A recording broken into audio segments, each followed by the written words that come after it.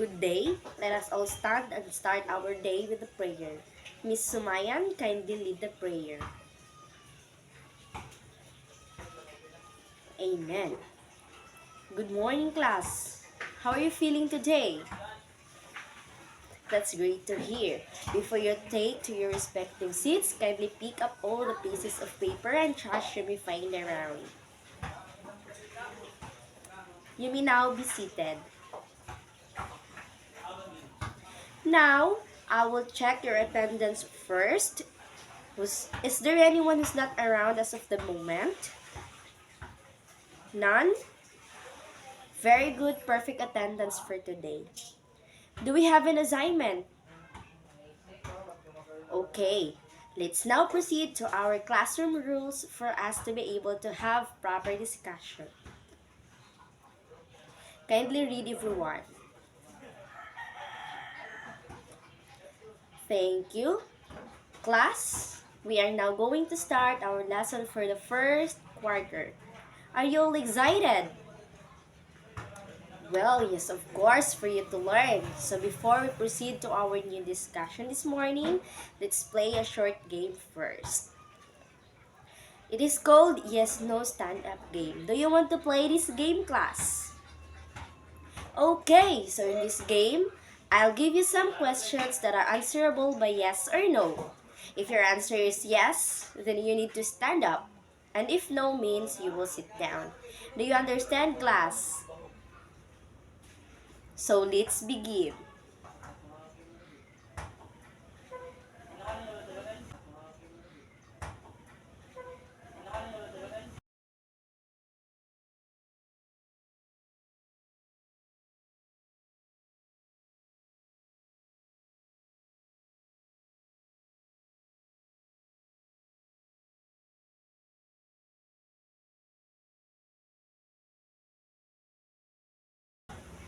Okay, class, thank you for your participation. You may now take your seats. Did you enjoy the game? Great to hear, class. Based on the given activity, what do you think is our lesson for today, anyone? Yes, Miss Rapisura. Yes, you are right, Mr. Pisura. Who has another idea about our topic this morning? Yes, Miss Celeste. Exactly. Thank you, Miss Celeste. All your answers are correct. Our topic today is all about solving quadratic equations by factoring. Before proceeding, everyone please read our learning objectives.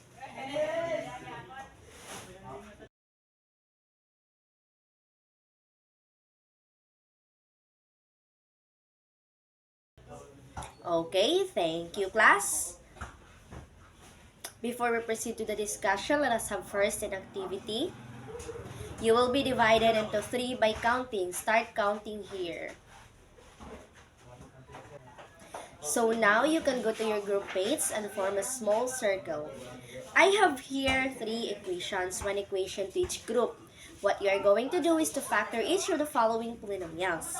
I am only giving you 5 minutes to solve the polynomial and then choose a member in your group to present your work.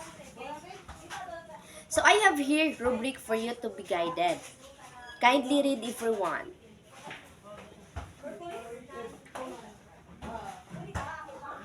Okay, thank you. Your time starts now.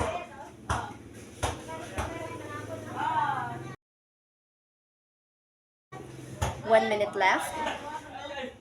20 seconds left. 10 seconds left. 5, 4, 3, 2, 1. Time's up. Okay, the first group to present their work is group 1. Okay, thank you, group 1. The given equation for group 1 is 4x squared minus 16x, and their answer is 4x times the quantity of x minus 4. Is their answer correct, class? Yes, let's give them mosquito clap. How about the group 2? Okay, the given equation for group 2 is 8x squared minus 12x. And then, Their answer is 4x times the quantity of 2x minus 3. That is correct. Class, let's give them a grammar's clap. Last but not the least, let us hear the work of group 3. Class, the given equation for group 3 is 6x squared minus 17x plus 12, and their answer is 2x minus 3 times the quantity of 3x minus 4. Do you think the answer of group 3 is correct? Yes, we'll give a good clap for group 3. G-O-O-D, G-O-O-D, good. Good, good, good, good. All right, let's give ourselves a round of applause. Now you can go back to your proper seats. Are you all settled?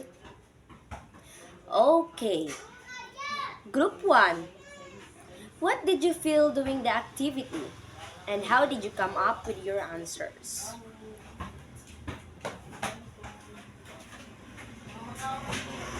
Okay, the activity was exciting and you used the greatest common factor, the GCF and grouping method. Thank you for that, group 1. What else? Yes, group 2. Okay, the activity was enjoyable and we come up with your answers by using the difference of two squares. Alright, very good.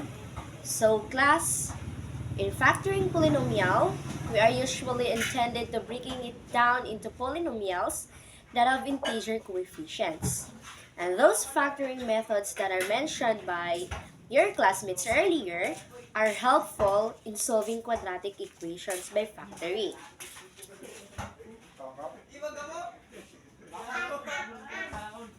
So far, you have learned in your previous lessons how to solve linear equations, which include constant terms, plain numbers, and terms with the variables raised to the first power.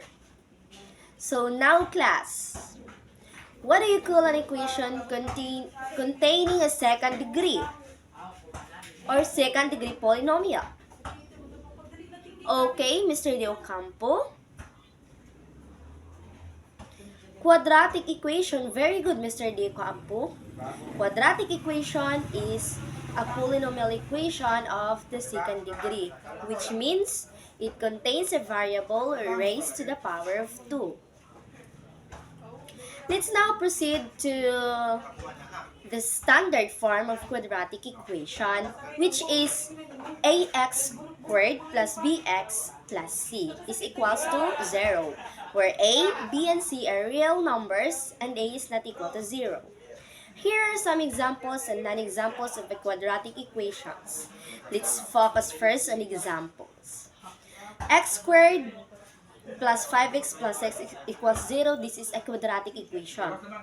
2x squared minus 3x minus 2 is equals to 0, quadratic equation. 4x squared plus 7x equals 3 is also quadratic equation. X squared plus 8x equals 5, quadratic equation. 3x squared plus 7x equals 25 is quadratic equation. Next, the non-examples of a quadratic equation, we have the square root of x plus 1 is equals to 5. It's not a quadratic, it's a radical because it involves a square root. 3x plus 4 is equals to 0 is a linear equation, not quadratic. X cubed plus 2x squared plus x minus 3 is equals to 0 is cubic equation, not quadratic. 2x plus 3 is equals to 0 is a linear equation, not quadratic. X cubed plus 2x squared minus 5x plus 1 is equals to 0 is a cubic equation, not quadratic. Okay, class. This morning, we're going to learn how to solve quadratic equation by factoring. And we know that there are different ways to solve quadratic equations that can be factored or factorized, including all the methods that are mentioned by your classmates earlier. But let us first know what is factoring quadratic equations. Factoring quadratic equations means converting the given quadratic expression into the product of two linear factors.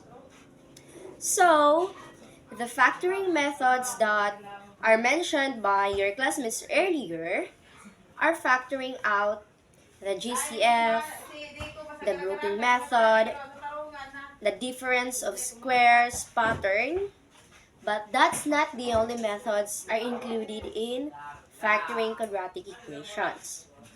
There are also the sum product pattern, the perfect square trinomial pattern, and the principles of zero products. Let's first review the method factoring out the GCF or the greatest common factor. Okay, the method is factoring out common factors. Example, 6x squared plus 3x. Since 6x squared and 3x contains both numbers and variables, there are steps to find the GCF. First, the common factors for 6 and 3 are 1 and 3. So the GCF for the numerical is 3. Second, the common factors for x squared and x is x. So the GCF for the variable is x. Multiply the values together. 3 times x is equals to 3x. Factor 3x out of 6x squared. 3x times to the quantity of 2x plus 3x is equals to 0. Then factor 3x out of 3x. 3x times the quantity of 2x plus 3x times 1 is equals to 0. Factor 3x out of 3x times the quantity of 2x plus 3x times the quantity of 1. So the answer is 3x times the quantity of 2x plus 1. When is it applicable? If each term in the polynomial shares a common factor. Next, the grouping method. Example, 2x squared plus 7x plus 3. First step, multiply the a value to c value, which is 2 times 3 is equals to 6. Second, find pairs of number which multiply to its value. So, factor pairs 6 and 1, negative 6 and 1, 2 and 3, negative 3 and 2. But we will going to find the pair which adds to the b value. So 2x squared plus 6x plus 1x plus 3 is equals to 2x squared plus 6x times 1, the quantity of 1x plus 3. So we have 2x times the quantity of x plus 3 plus 1 times the quantity of x plus 3. So we have now x plus 3 times the quantity of 2x plus 1. So the answer is x plus 3 times the quantity of 2x plus 1. When is it applicable? So it is applicable if the polynomial is of the form ax squared plus bx plus c, and there are factors of ac that add up to b. Let's proceed to the difference of squares pattern method. So example, x squared minus 9. The first step, Rewrite 9 as 3 squared, x squared minus 3 squared. Since both terms are perfect squares, factor using the difference of squares formula. So a squared minus b squared is equals to a plus b times the quantity of a minus b, where a is equals to x and b is equals to 3. So it will become x plus 3 times the quantity of x minus 3. So the answer is x plus 3 times the quantity of x minus 3. When is it applicable? If the expression represents a difference of squares. Next, the sum product pattern method. Example, x squared plus 7x plus 12. So the first step, factor x squared plus 7x plus 12 using the AC method. So consider the form x squared plus bx plus c. Find a pair factor. Find a pair of integers whose product is c and whose sum is b. So in this case, whose product is 12 and whose sum is 7. So 3 and 4. Then write the factored form using this integer. So it will become x plus 3 times the quantity of x plus 4 is equals to 0. If any individual factor in the left side of the equation is equal to 0, the entire expression will be also equal to 0. So it will become x plus 3 is equals to 0, and then x plus 4 is equals to 0. So third one, set x plus 3 and x plus 4 equal to 0 and solve for x. So subtract 3 and 4 from both sides of the equation. So first, the x is equals to negative 3, and then x is equals to negative 4. So the answer is x plus 3 times the quantity of x plus 4. When is it applicable?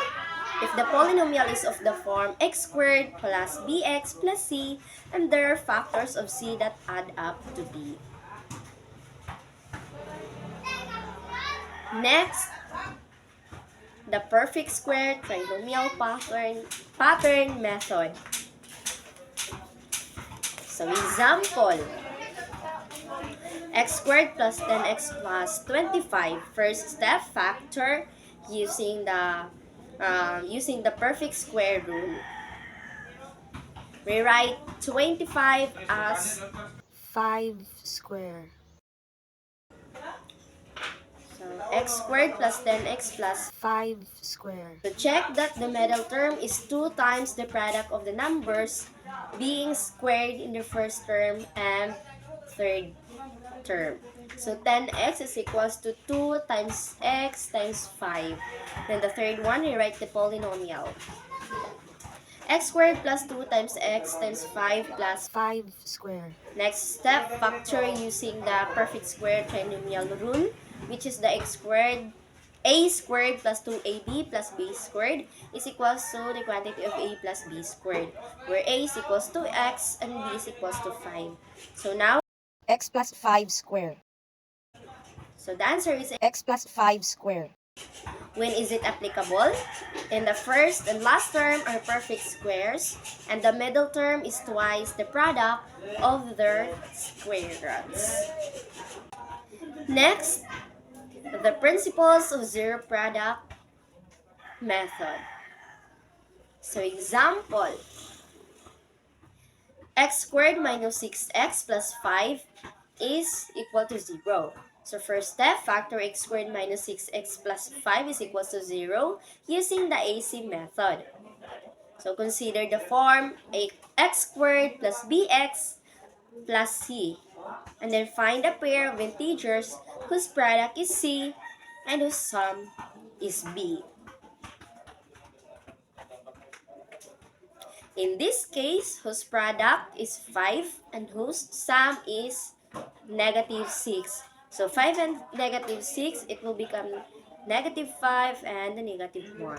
Second, write the factored form using these integers. X minus 5 times the quantity of x minus 1 is equals to 0. Third, if any individual factor in the left side of the equation is equal to 0, the entire expression will be equal to 0. So it will become x minus 5 is equals to 0 and x minus 1 is equals to 0. Then the fourth one, set x minus 5 and x minus 1 equal to 0 and solve for x. Add 5 and 1 from both sides of the equation. So the x is equals to 5 and the other x is equals to 1. The final solution is all the values that make x minus 5 times the quantity of x minus 1 is equals to 0 is true. So the answer is x is equals to 5 and 1. When is it applicable? If q is equals to 0, then p is equals to 0, q is equals to 0, or both p and q is equals to 0. So class, the principles of zero products has big implications for solving quadratic equations.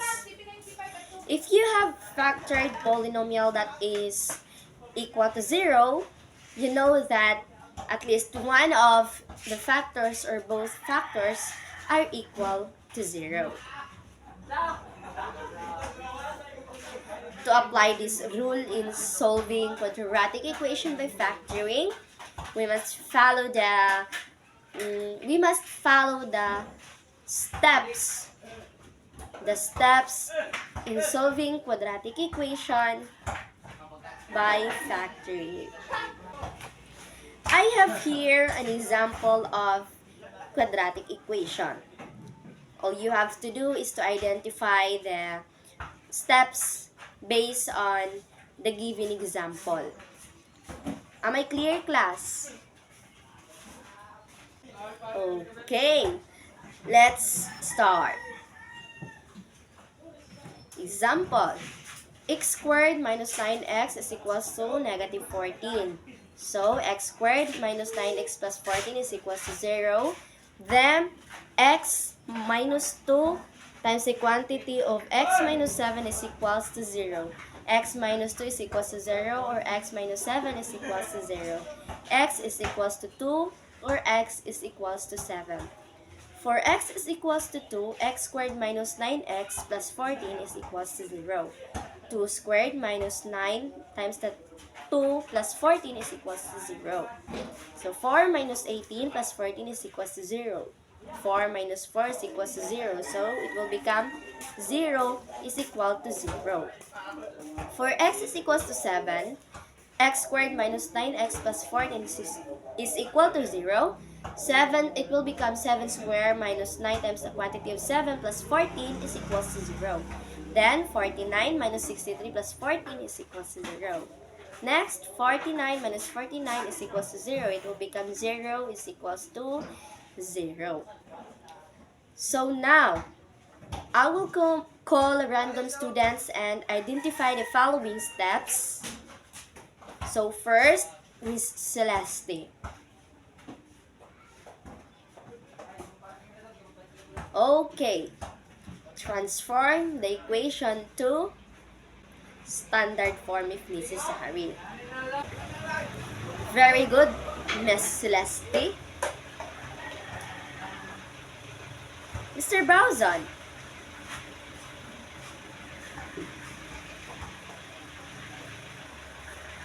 Factor the quadratic equation. You're correct.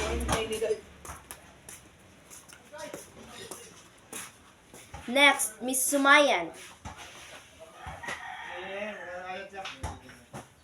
Apply the zero product property by setting each factor of the quadratic expression equal to 0. Exactly, Miss Sumayan. Next, Mr. Torrijos.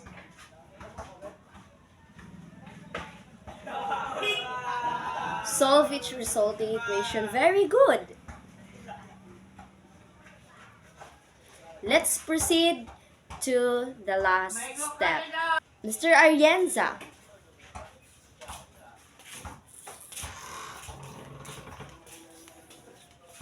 Check the values of the variable obtained by substituting each in the original equation. That is correct, Mr. Arienza.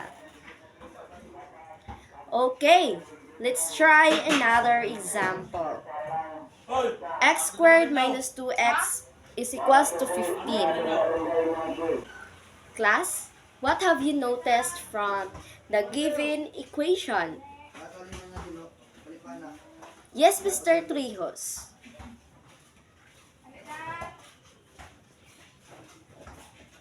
Alright. The equation is not in the standard form. Very good observation, Mr. Torrijos. Now, I want a volunteer to write the equation into standard form. Yes, Miss Paracueles. Okay, the standard form of the equation, x squared minus 2x is equals to 15 is x squared minus 2x minus 15 is equals to 0. Very good, Miss Paracueles. What are we going to do next? Yes, Mr. Teves. Very well said, Mr. Teves. We're going to factor the left side of the equation. We can express it as the product of two polynomial factors. So it gives us x minus 5 times the quantity of x plus 3 is equals to 0. Mr. Dordas. What do you think will be the next step?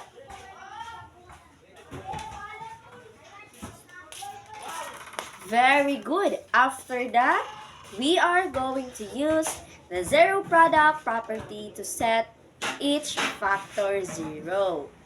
Now, we have x minus 5 is equals to 0. X minus 5 plus 5 is equals to 0 plus 5. So, the x is equals to 5. Then, for x minus 3 plus 3 is equals to 0 plus 3, the x is equals to negative 3. Next is we will solve each resulting equation and check the variable obtained by substituting each in the original equation. Who will volunteer to do the last step? Yes, Miss Rapisura. For x is equals to 5, x squared minus 2x minus 15 is equals to 0. 5 squared minus 2 times 5 minus 15 is equals to 0. 25 minus 25 is equals to 0. It will become 0 is equals to 0. For x is equals to negative 3, x squared minus 2x minus 15 is equals to 0. The negative 3 squared minus 2 times the negative 3 minus 15 is equals to 0. It will become 9 minus 9 is equals to 0. 9 minus 9 is equals to 0 is equals to 0.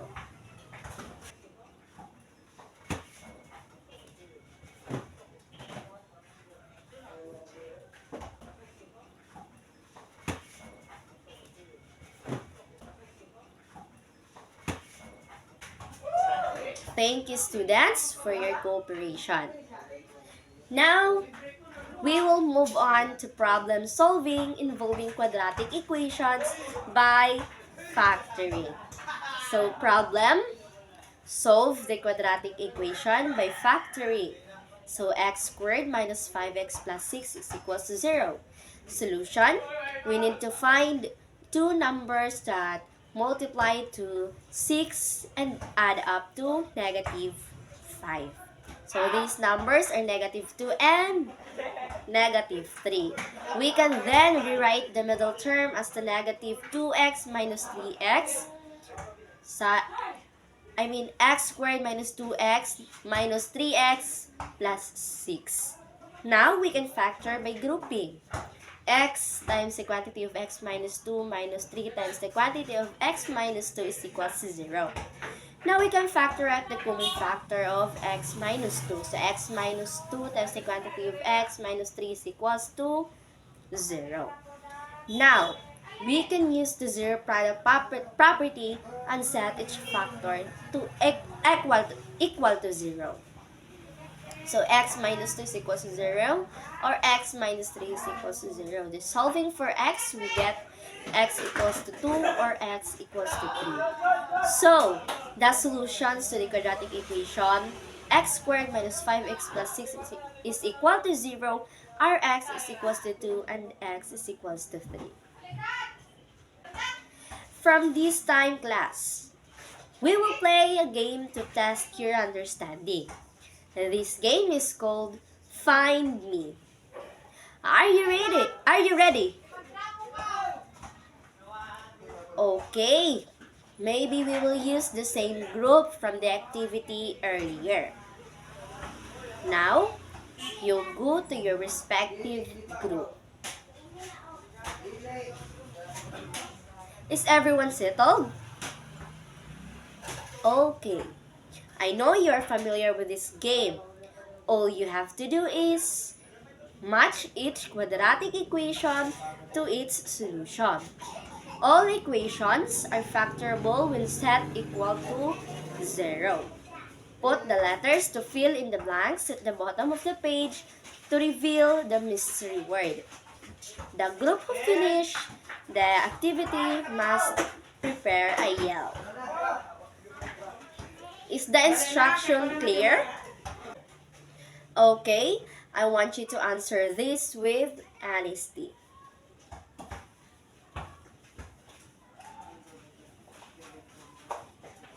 Okay, all groups paste your output on the board and let us see who got the correct answer.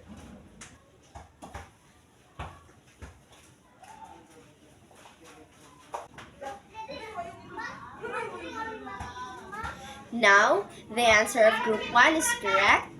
Group 2, 3 also get the correct answer. Very good, everyone. Give yourself a nice clap.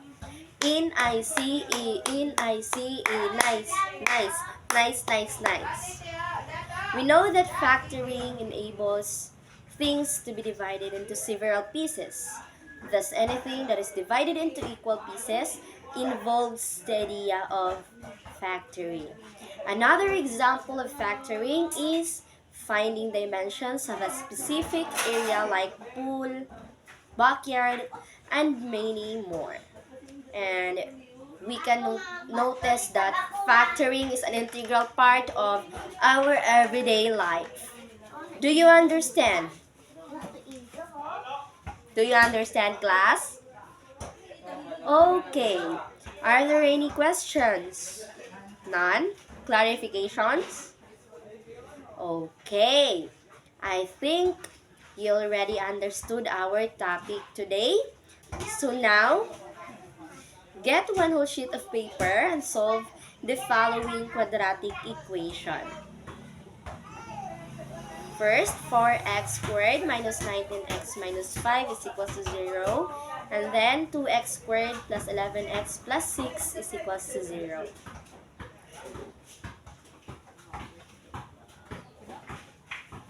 Pass your papers now. 1, 2, 3, 4, 5. Now, class, for your assignment, study in advance about how to solve quadratic equation by completing the square. Be sure to answer the following guide questions. First question, how to solve quadratic equation by completing the square step by step. And then the second question, can any quadratic equation be solved by completing the square? That questions, or those guide questions, that will be our next lesson for the next meeting. Do you understand, class? Okay. Keep your things and pick up the pieces of paper before leaving. Goodbye, class.